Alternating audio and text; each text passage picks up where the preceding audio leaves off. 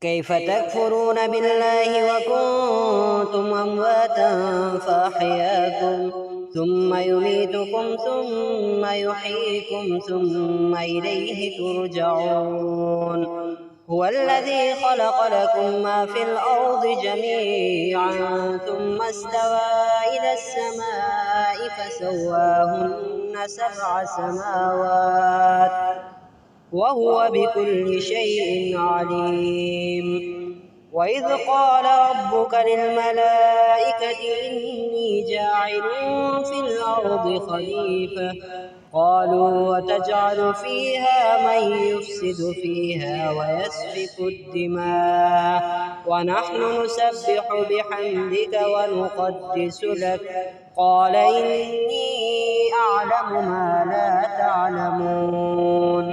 وعلم آدم الأسماء كلها ثم عرضهم على الملائكة فقال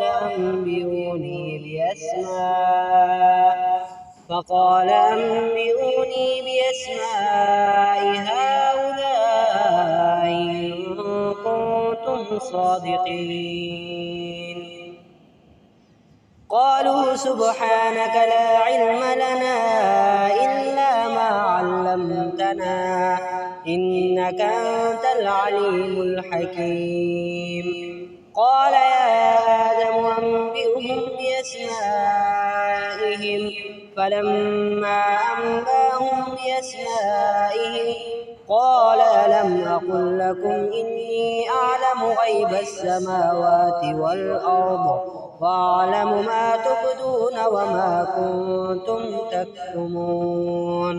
وإذ قلنا للملائكة اسجدوا لآدم فسجدوا إلا إبليس أبى واستكبر وكان من الكافرين.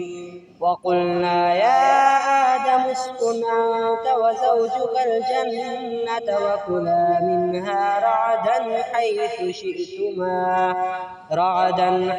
شئتما ولا تقربا هذه الشجرة فتكونا من الظالمين. فأزلهما الشيطان عنها فأخرجهما مما كانا فيه وقلنا اهبطوا بعضكم لبعض عدو ولكم في الأرض مستقر ومتاع إلى حين.